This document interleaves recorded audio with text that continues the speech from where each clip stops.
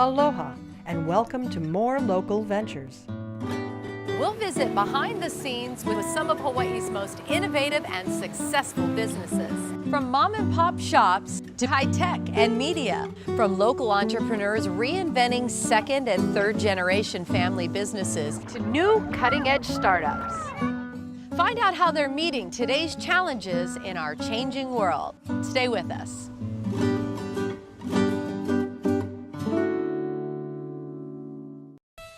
More Local Ventures is sponsored by Central Pacific Bank. Central Pacific Bank works for you. This beautiful historic estate was once the home of Harold Castle, a visionary and entrepreneur. His Kaneohe Ranch Company at one time owned virtually all of Kailua. Harold Castle loved Windward Oahu, and much of what he started over half a century ago is the reason Kailua is what it is today. Now the Castle Foundation has the responsibility and mission of carrying that vision of Kailua into the future, and that responsibility falls squarely on the shoulders of President and CEO Mitch Dollier.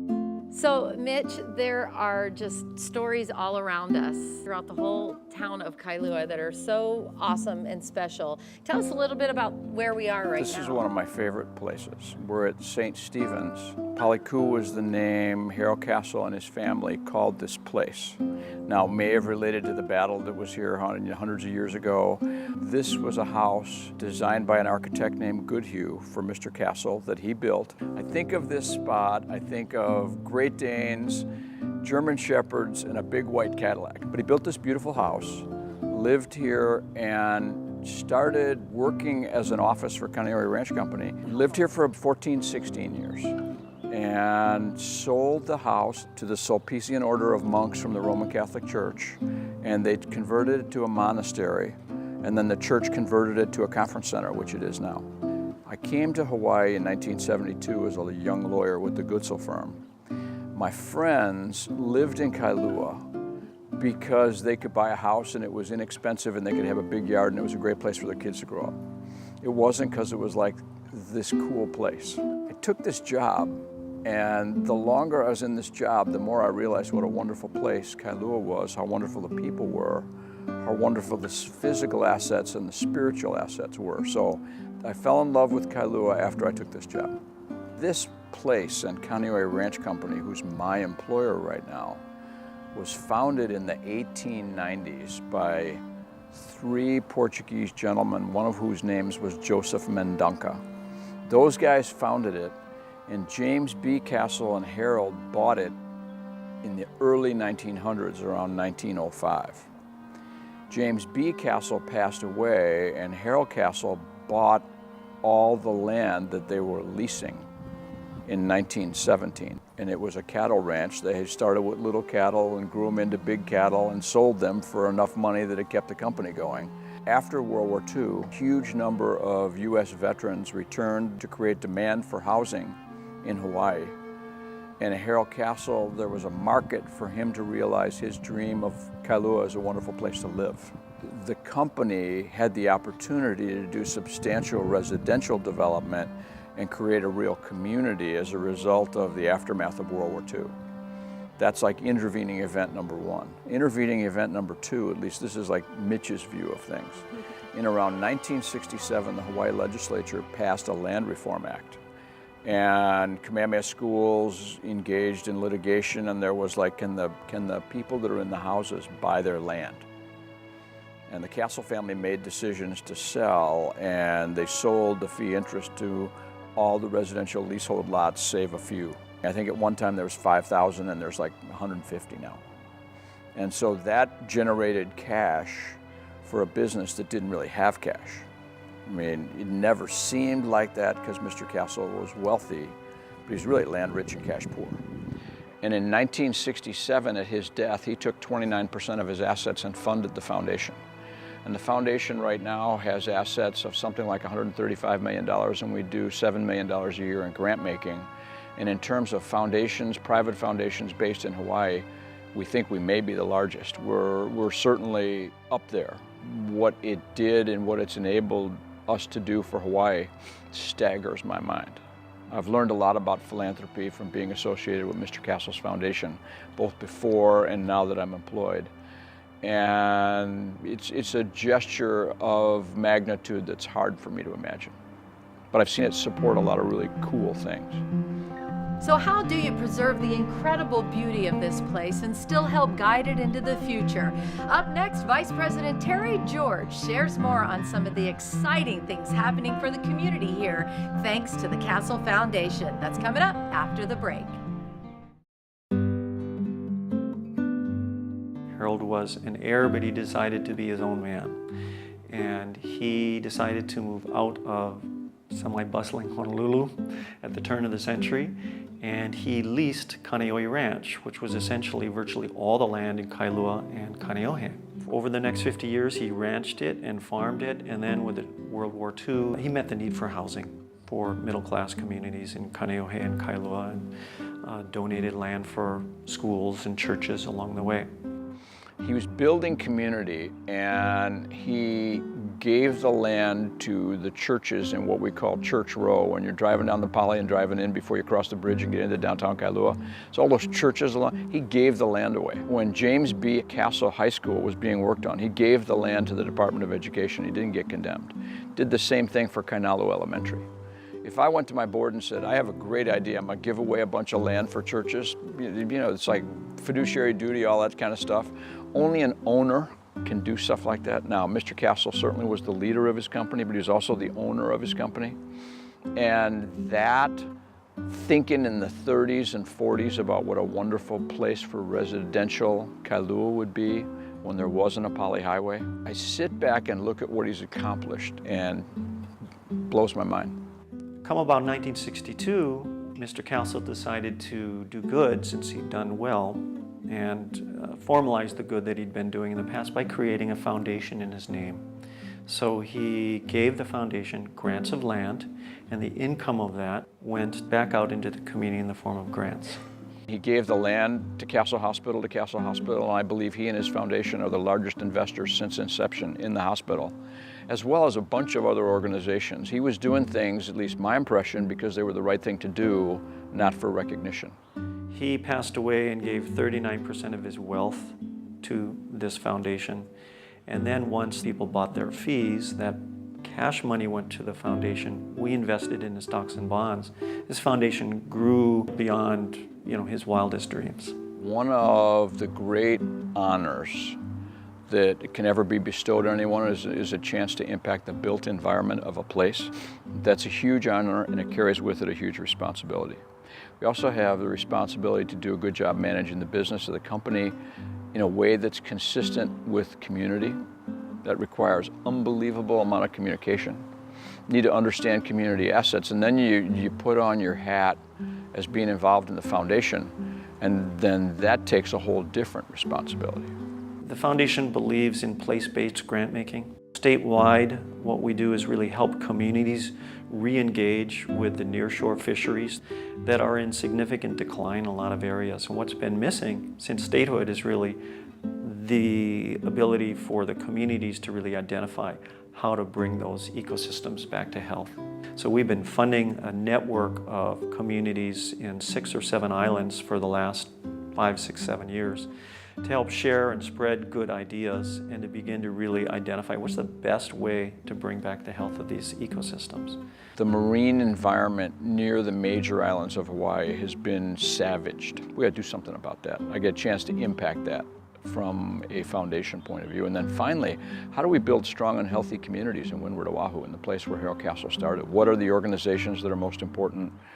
And during times like this in recession, it's like, how do we make sure the organizations we have supported survive? From Kahuku to Waimanalo, we have some programs to help give kids a sense of belonging. And we believe that any child born in Windward Oahu ought to know the Hawaiian names of their places. They ought to know how the water cycle works in their watershed. They ought to know the threats and how to really address those environmental threats. And they ought to get their hands dirty in doing that. So we've got a special leadership fund, a youth leadership fund that helps kids to restore and protect watersheds right now. We're trying to have impact. We're trying to build assets for the future of Hawaii. We're trying to change the outcomes for every child that's involved in public education in Hawaii. We think the best hope for this place is to provide great educations. One day all children will have the opportunity to have an excellent education in Hawaii. We've funded a whole bunch of arts programs in Windward, Oahu, and in the state. We've been a longtime supporter of the symphony and the opera. But two things I want to share that are relatively new. Children are artists too. And so we actually had a need for artwork for the community meeting room that we make available in Kailua Town for nonprofit groups to have their planning meetings. So we hired the 4th grade class at Kailua Elementary School to work with an artist, and they've created murals that speak of a legend in Kawainui Marsh. And that worked out really, really well. Second thing we've done is work to bring hula back to the citizens of Kailua. We have something like a dozen halau in Kailua, several of which are major winners at things like the Merry Monarch. They have very few opportunities to perform here in their hometown of Kailua.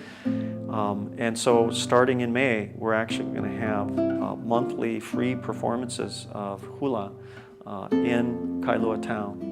And that's going to be really fun to see who can come back. We just believe that when a community thrives, when all the cultures in their community are honored, and especially when people understand what Hawaiian culture is all about. It's a living culture, it's a thriving culture. We need to all celebrate it. The unique shops provide character of our place. Kailua, what can I say? It's such a gorgeous place. You feel like you belong. Foundations sound like fun. They're really a lot of work and a lot of responsibility. We're a grant-making foundation. We make grants to nonprofit organizations and schools who go out and do the good work. So we're only as effective as our grantees are. Our grantees in the nonprofit sector all over the state have had a really rough go of it during this recession. So the hardest challenge for us is to figure out how to stay focused on our own goals and how to make sure that those nonprofits are going to survive these lean, tough times. We did a community-based planning process in 2003. First thing we did is we sent market research survey to 18,000 households, to everybody in zip code 96734, about what were their hopes and dreams for the future of Kailua. And we got back to market research. Then we did an 18-month planning process for what should downtown Kailua look like. That was all driven by the fact that Harold Castle, during his lifetime, had entered into a whole lot of long-term leases because he didn't have money. So he'd say, hey, Kim, do you have money to do a business? And you'd say yes. And we'd do a long-term ground lease with you. And for a couple of years, you'd only pay taxes and you'd build whatever you needed to build to make the business work. And then you'd get known rent for 30 years and longer term after that. And our current management team, and this is not an individual, this is a team, because life's a team sport and business is a team sport.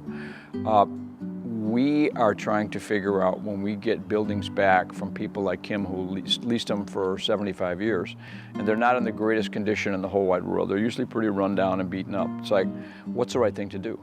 And the community-based planning process said 2 or 3 things to us. One of the things it said is we want Kailua to be a pedestrian place. So on the kaneoheranch.com website, there is a 67-page plan in great detail about how Kailua should be a pedestrian place. We wanted Kailua to be a Hawaiian place. There's at least 11 halau that are active in zip code 96734. How do we present what they know and teach all people in the community about that? I mean, to me, because of the teachers in Windward, Oahu that have taken time with me, I understand that a Hawaiian place is a place where Hawaiians are. And so if we create the right place for Hawaiians to gather, we've created a Hawaiian place. Well, that's important to us. We heard things like, don't change the 40-foot height limit. So we're not going to change the 40-foot height limit. Don't homogenize Kailua. And so we struggle with, like, what's the exact right, best business environment for our small merchants that really do provide all the character of our place. Kailua, what can I say? It's such a gorgeous place. Kailua is all about community. We're a very tight-knit community of artists. We help each other out. We're constantly sharing and giving each other ideas. I've been here for 30 years, living in Kailua. It's lots of changes. The downtown is just looking so good now. Look at everybody smiling. You just can't help but have a good time. You feel like you belong with the Aina.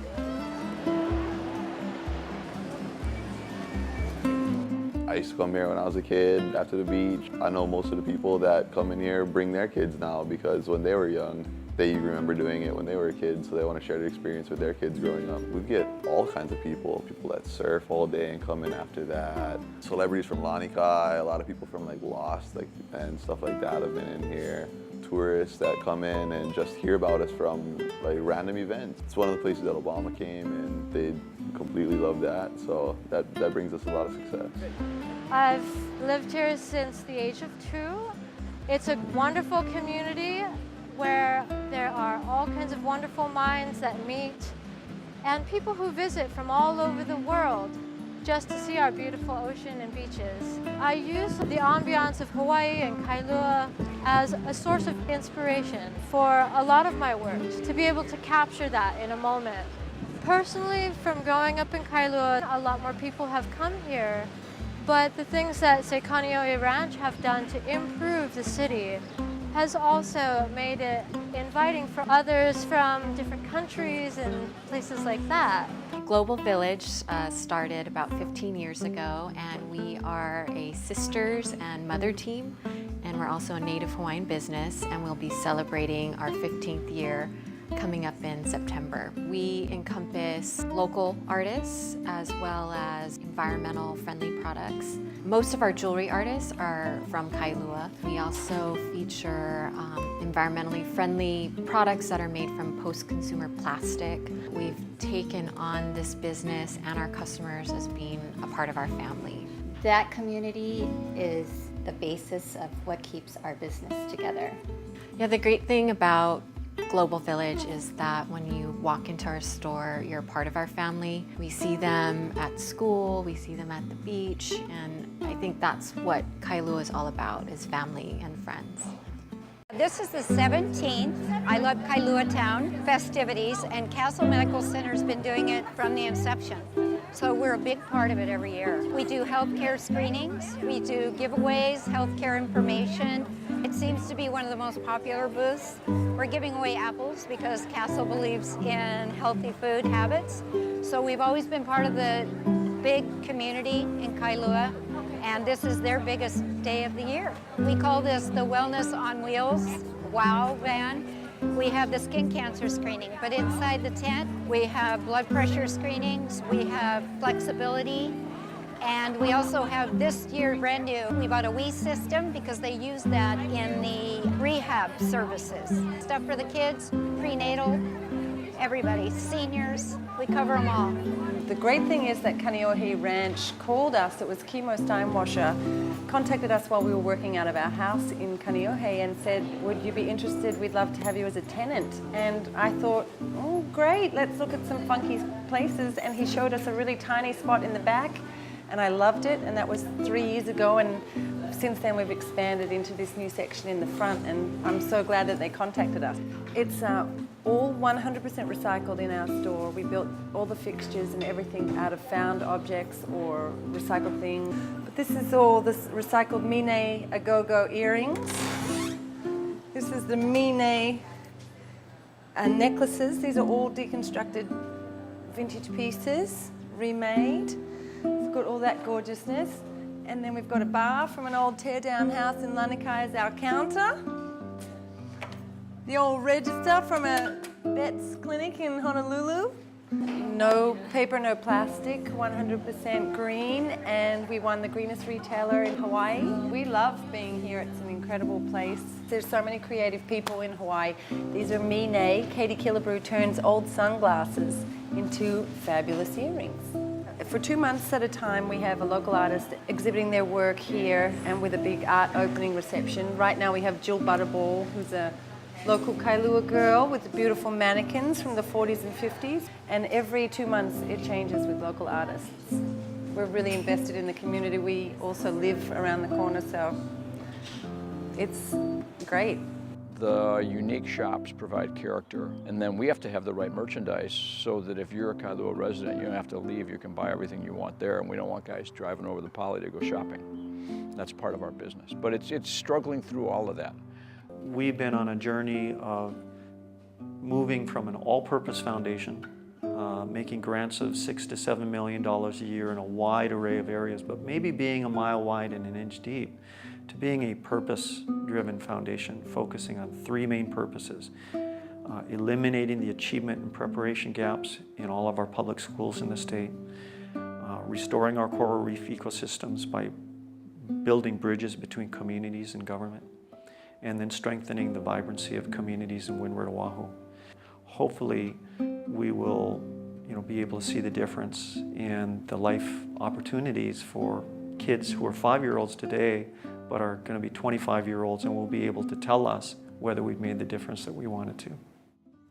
Closed captioning for more local ventures is sponsored by Maui Lavender and Wolfgang Steakhouse. Mahalo to our presenting partner, Central Pacific Bank.